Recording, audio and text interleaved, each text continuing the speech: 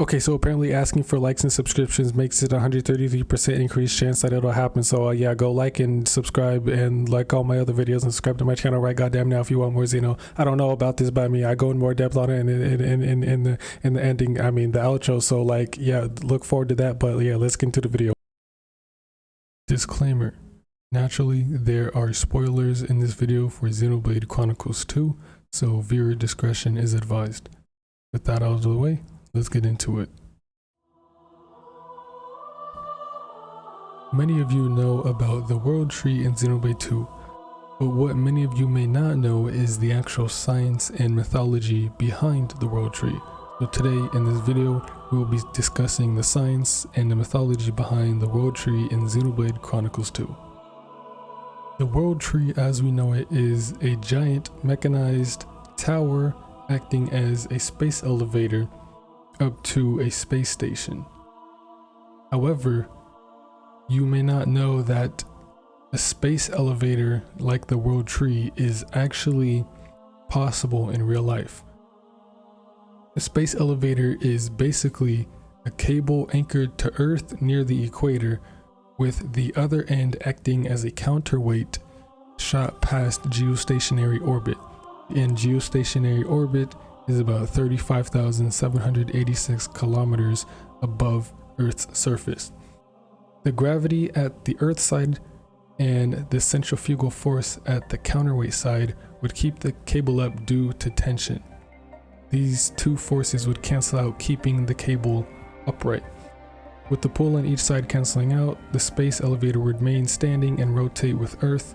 The center of mass would also be above geostationary orbit in order to retain a stronger centrifugal force near the space station at geostationary orbit, making sure that the tower is basically steady and won't fail. The earliest concept of a space elevator was first conceived in 1895 by Russian scientist Konstantin Tsiolkovsky. I apologize if I mispronounced that in any way. I'm not good with Russian names. But he was inspired by the Eiffel Tower. After seeing the Eiffel Tower, he wondered if we could actually build a tower like that up into space.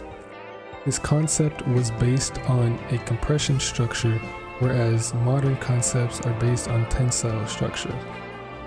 I'm not going to go too in depth on that, but a compression structure is basically making sure that in this context, the tower space elevator would be able to withstand its own weight. And then in modern times, a tensile structure is basically the same, but more relying on a tensile strength to density ratio. In 1966, however, Isaacs, Vine, Bradner, and Backus, 4 American engineers, reinvented this compression concept, which they named Skyhook, and came to the conclusion that this simply just is impossible. The strength required to hold up the tower would need to be twice that of any then existing materials, including graphite, quartz, and even diamond. The concept of a tensile structure actually came from the development of carbon nanotubes in the 1990s. Carbon nanotubes and even graphene ribbons are strong enough to support its own weight and would ensure a stable tower. I don't think you realize just how high a tensile strength to density ratio a material would need just for the tower to even be possible and withstand its own weight, like even halfway through construction. Even the strongest materials on Earth don't even come close to being strong enough to hold up a tower of that sheer massive size. For example, titanium, steel, and other aluminum alloys, their breaking lengths are around 20 to 30 kilometers. Even some of our strongest materials we have, such as Kevlar, fiberglass, and carbon/graphite fibers, only have around 100 to 400 kilometers. And it has been suggested and theorized that carbon nanotubes or graphene ribbons would actually have a breaking length of around 5,000 to 6,000 kilometers. And even in 2014, diamond nanothreads were first synthesized and shown to have similar properties and strengths to carbon nanotubes. And as of today, diamond nanothreads seem like the main component, or like the main candidate for the material for actually building a world tree per se. And even Cosmos herself tells us how the world tree was actually built. Well, the first step would be to launch a satellite into orbit above Alrest. Yes, yes. Once the satellite reaches geostationary orbit, it lowers a cable towards Alrest. Next, it extends a weighted cable in the opposite direction. Intriguing. By alternately extending the two, eventually the downward cable will reach the surface. Next, a device can be attached to this cable to carry materials to the satellite. Yes, yes. And by gradually expanding the scale of the structure, the world tree begins to take shape. Taurus sort of see what Cosmos mean, but mostly sound like nonsense. Yes. I'm afraid I can barely comprehend it at all. Where are you getting all this from, Cosmos? That, I don't know myself. Cosmos not know? Correct. This data exists independently from my ordinary memories. It does not seem to be lost, even when I return to my core crystal. Just as we Blades remember our names when we are newly awakened, this information has always been with me. As such, I cannot say who implanted this information into me, or for what purpose. So this stuff even you don't know, huh? Indeed. Perhaps that is my purpose here, to seek the answers I do not have. Now, how Cosmos has that information and how it's just basically implanted into her core crystal and she never forgets it this after returning to her core crystal is a whole nother theory video on its own, and that's not really what we're here to talk about. But back on topic, modern concepts of a base station, like where the space elevator would actually be anchored at on Earth, are mainly large ocean vessels. These have an advantage over land-based anchors because they would be able to move the elevator out of the way of space debris if the space debris was actually big enough to be detected. We'd be able to move it around space debris and other satellites as to not damage the space elevator itself. Not only that, but it would also be cheaper to just build it in the ocean because it would be built in international waters, and you wouldn't have to deal with all the costs of paying another nation to build the elevator in their country. Now that's basically really like all the basic information you need to know on how a space elevator would actually work, but let's move on to the mythology side of the video. In the background of this video, you've been hearing the World Tree music, and the name of this song is actually called Yggdrasil. And this is very fitting, because Yggdrasil in Norse mythology is a massive and sacred ash tree centered at the universe. It's at the center of the universe. Everything around it exists, all else, including the fated 9 worlds of Norse mythology. Now, the meaning of the word Yggdrasil is still debated to this day, but the most widely and generally accepted meaning is Odin's horse or Odin's gallows. This comes from the word drasil, which means horse, and Ygg, which is one of many of Odin's names. Now I could explain that further, but I'll have a little screenshot on screen like explaining the deeper meaning of this, so you can pause and read that if you like. However, Yggdrasil also plays a prominent role in modern culture, from anime and poetry to video games like Dragon Quest and obviously Xenoblade. Now, this isn't the only interesting thing about Xenoblade 2's World Tree. There are the 4 main areas in the world tree named Banetnash, Mizar, Alioth, and Megrez. Now you may be saying, okay, big deal, you just named areas. And yes, but these 4 names actually have a lot of significance. They are actually the names of the 4 stars that make up the handle of the Big Dipper in the Ursa Major constellation. Banetnash is Eta Ursa Majoris, or also called Alkaid. Mizar is the name of Zeta Ursa Majoris. Alioth is Epsilon Ursa Majoris, and Megrez is Delta Ursa Majoris. So the 4 areas, Banetnash, Mizar, Alioth, and Megrez, are all named after their respective stars in the handle of the Big Dipper in the Ursa Major constellation. And some little trivia about the world tree is that another name for the world tree is the beanstalk, and this could be a reference to Jack and the Beanstalk. I don't really know. It's just a fun little piece of trivia for you. Also, an interesting piece of trivia is that Shulk actually mentions that the world tree is larger than Bionis and Mechonis. However, it's unknown if he's talking about the actual foliage of the tree, like the canopy of the tree, or Ratamanthus itself. And this is a perfect segue into what Ratamanthus actually is. Ratamanthus is a Greek god in mythology, is a god and the son of Zeus and Europa. He was also the king of Crete. I think that's how you pronounce it. If not, please correct me in the comments. But he was a ruler and a judge in the underworld, and he was also renowned for his justice. This part right here is important. Ratamanthus was the right hand of Kronos, who was the ruler of, wait for it, literally Elysium. I mean, do you see the connection here?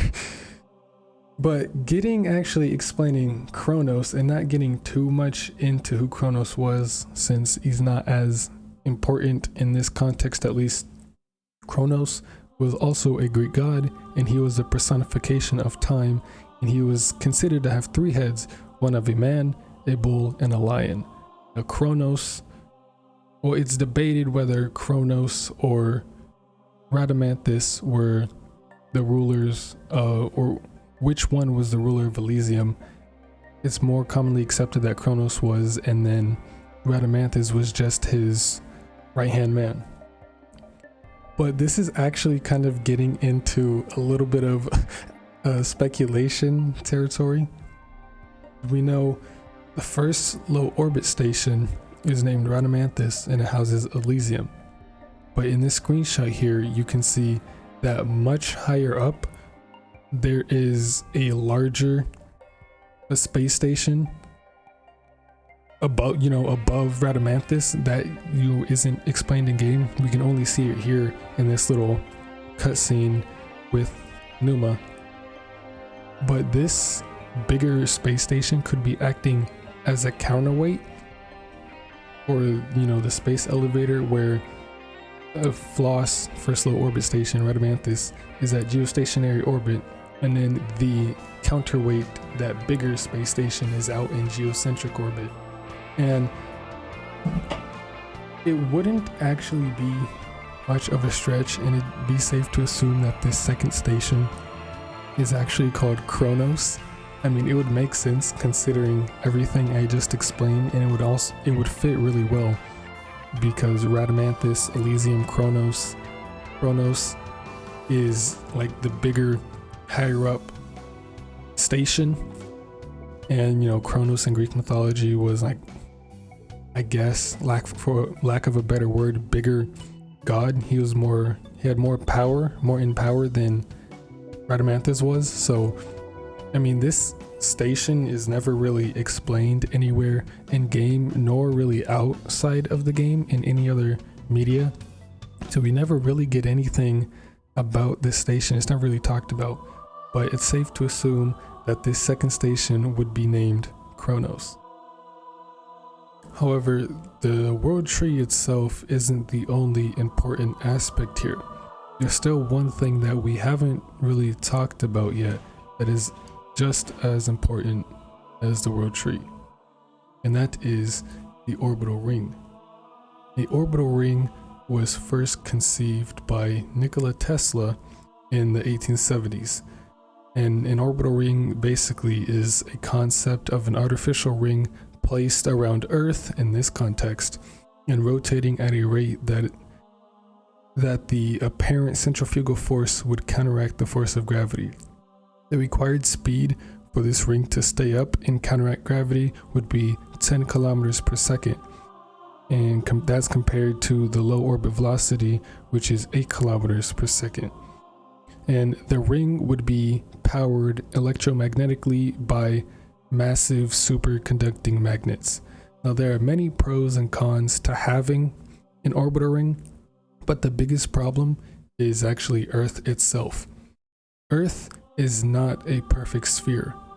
It is an oblate spheroid, meaning it is flattened at the poles and slightly bulged at the equator due to centrifugal force.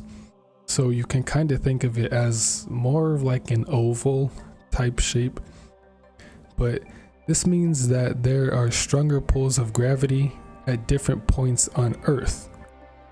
And actually, you can see here in the screenshot right here, this is like a computer generated image of what Earth actually looks like. This is the most accurate image of what Earth actually looks like if you were to remove all the oceans, like all the water from Earth. It would look like some weird lumpy potato type shit. Like, it is almost not even a sphere at all. So this means that there's be stronger pulls of gravity at different points on Earth, and this inconsistent pull of gravity would actually be catastrophic for an orbital ring and make it almost impossible. Certain parts of the ring would be pulled harder than others due to the increased gravity in some areas, resulting in the ring dipping and bending in on itself at certain parts, and eventually the ring wouldn't be able to keep its like circular shape, and it would end up collapsing in on itself and falling down to Earth. Now, although a world tree or space elevator is definitely possible, it is most likely not plausible, considering just like the sheer amount of resources and money we would need just to even build this thing, let alone get it to stay up and actually function without, being destroyed. But yeah, this video did not take as long as I thought. I thought it'd take me all day, well, at least recording. The editing might take a minute, but yeah, I actually had fun making this video. This is like my most researched video, the video I put most research into, and even then it was like barely anything, so you can really tell how much I put into my videos, huh? No, seriously though, this was actually really fun to make, and I do again want to shout out Link-A-Lot, Xenoblade's Temmie J, and Prez. Please go check them out. I know I haven't been shouting them out lately, but I still do appreciate them just as much as before. And especially a big shout out to Luxon, because he had made a video on this, or based on how the world tree is possible, a couple months ago, and that's kind of where I got my inspiration from for this video. But he didn't really go into the mythology all that much of it. Well, I mean, technically neither did I, but that doesn't matter. But yeah, shout out to the 5 of them, and I'm feeling good about this video. I really I hope it does well. And apparently, like I heard on some other video, that asking your audience to like and subscribe increases their chances by like 133% of doing so. I call absolute cap. I think that's bullshit, but I mean, oh shit, let's try. It doesn't hurt to try, right? Let's see if that actually works. So it's like the first time ever that I'm asking, but like this video, subscribe to my channel if you want more Xeno, and just, you know, just support my channel any way you can.